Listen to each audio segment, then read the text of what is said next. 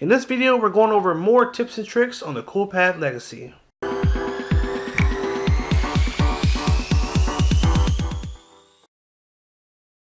Hey guys, welcome back. Hopefully you caught our first video where we went over some tips and tricks on the Coolpad Legacy.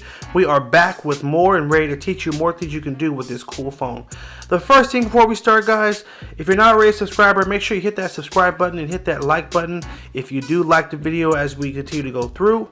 Also, make sure you turn on post notifications so you can get alerted every time we post new videos, because we're always posting something new. We have a ton more videos to come on the Coolpad Legacy. Alright, let's jump right in. So, one really big tip, and I really meant to do this in the first video, but it's okay because we're at round 2, is showing the battery percentage of your phone on the home screen. So right now I can see my battery icon in the upper right corner, but I really don't know how much battery I have left, and this is frustrating. At times you'll look up and realize your battery is lower than you thought, all because you can't see the percentage up here. Well, to turn this on, just swipe down from the top. You're going to hold down on the battery icon, and you're going to tap battery percent, show battery percent in status bar, and now we can actually see the percent of the battery right on the notification little top status bar right there. So definitely a useful feature there, and that'll take us actually right into our second tip, which is going to be going to battery saver, and right now it's set as off. Now what I like to do is I like to change it to turn on automatically, and you can set it at any percentage you want. So you can say, hey, if my phone gets to 50%, turn on battery saver mode, be super conservative. Or you can do what the average person does, which is just keeps it on the default and has it set at 15. I'm gonna put it at 50% because I don't wanna wait till my phone's at 50% to realize that, or I don't wanna wait till my phone is at 15% to realize it's about to die. I'd like to know that a lot sooner. So I'm gonna turn it on here, and now it's going to kick into that mode a lot quicker than it normally does. I think it's just a useful thing. So, I can turn it off now, but it'll automatically kick on at 50%. So, definitely a useful thing. I encourage you guys to do. Alright, our next little cool little trick is going to be something called the quick launch camera, which will allow you to launch the camera essentially on any screen. So, let's say I'm in the Play Store and I'm looking for a new app to download, and you know what? Something pops up that I really want to take a picture of. Well, all I have to do is hit that power button twice. It'll automatically take me out of that app and into the camera and ready to take a picture.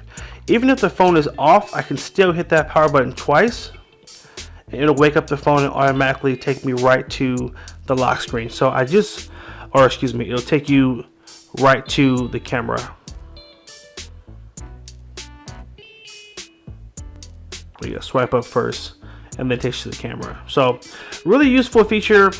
I love how it works. It's just super simple. Just hit that power button twice and you shouldn't miss any important moments. So definitely an important one to note. Our next little tip is going to be a feature called screen pinning, and this is something you may want to use if someone asks you to use their phone, maybe to make a phone call or to browse the web for something, and you don't want to necessarily have them looking through your phone and other things on there. You want to keep them on that one specific app. You'll want to turn on a feature called screen pinning, and we're going to go to the settings app, and if we just do a search and type in pin, P-I-N, this should come up, and we will go to the first option, screen pinning. So here we're going to turn this on. Well, first just with this description, use this to pin certain things to your screen. Make sure screen pinning is turned on. Open overview, tap the app icon, then tap the pin. Okay, so basically we're going to make sure it's turned on, and then you can also set it to lock the device when you're unpinning. I just say leave it the way it is, just turn it on. So now here's how it works. Let's say someone says, hey, can I use your phone? I want to call, or I want to use your phone to look up something online. So I'm going to open the app first, and then I'm going to come down to the bottom and click on the recent apps button, and I'm going to swipe up. At the bottom of the app you'll see a little pin, and you just tap on that pin and it's going to say screen is pinned. This keeps it in view until you unpin. Touch and hold back and overview to unpin. Got it? Alright, so now we are pinned in this app. So I can't hit the home button, I can't hit the back button. I can hit these, but they're not going to do anything. I can even try to turn the phone off and turn it back on. It's still going to take me back to the same page. So there's no way to get out of this screen. The only way is to unpin the screen, which is by holding back button and resnaps at the same time, and it will unpin automatically. Now sometimes I show up this feature and people say, well, you know, like, duh, someone will just try to hold those two buttons and all of a sudden it'll work. The average person does not think about holding these two buttons at the same time, not unless they already know about this feature. So I think it's super useful, and it's definitely, you know, something you may want to go to, even if, for example, you're giving the phone to one of your kids to look at something and you don't want them browsing through other things. Just pin them in that app, and now you don't have to worry about them getting into another app that you don't want them to be in. And speaking of kids, our last little tip is going to be another thing that's going to help you. And I think it's going to be useful specifically in regards to kids. And it's basically being able to set up different users on the phone. So we go to the settings app again, and we're going to type in user.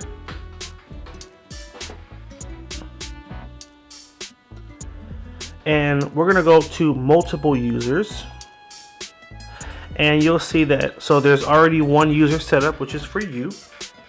And then there is a guest user. So just to point out, guest user is a good option again for someone who may have asked you to use their phone to make a call or go online, but you don't want them to have access to your personal things on the phone. You can basically do this quick search, tap on guest, and it will basically sign out of your profile and it will sign into a generic guest profile that has none of your information in it. It just has like basic things.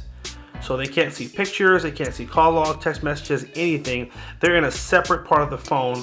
And I would say hopefully you have the fingerprint scanner set up or the facial recognition, and that'll mean that you have a password that separates your profile from other profiles. So now all you have to do is switch it to the guest profile, and no one else would be able to get to your information.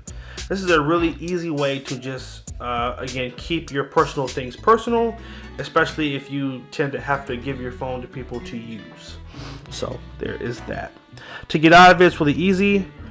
Let me see, I believe, yeah, they changed it. So to get out of it, you're basically just going to lock the phone, unlock it, and now you'll notice at the upper right corner, there's this little circle. This is the profile button, and if we tap on this,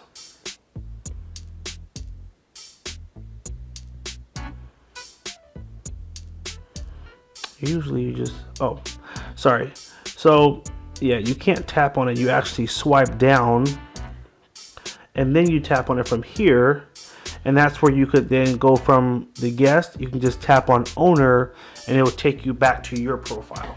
So again, it's just a really easy way to separate your information and, you know, keep things you don't want people to see out of their reach. All right, and our last little tip is going to be something that the average person will probably know about, but I just love to go over things anyway, just in case you're like, oh man, I never knew that. Surprisingly, there's a lot that people don't know that Android phones do, and every time they update the OS, they move something or change something. So, you know, I never assume that everyone just knows everything. So once it finishes switching the profiles, it's still switching the profile, that took a while. We'll show off the very last thing.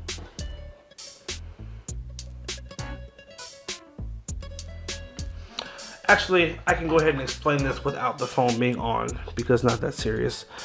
Basically, our last little tip is going to be how to launch Google Home, which is really easy. So at the bottom of the screen, you normally have your three buttons. If you just hold down on the home button, it will automatically bring up your Google Assistant, and you can begin to ask the phone anything. So you can ask it, hey, what's the weather today? You can ask it to set a timer for you, set an alarm. You can ask it to call someone. You can ask it to launch an app. You can ask it to search an app. You can ask it to search a web.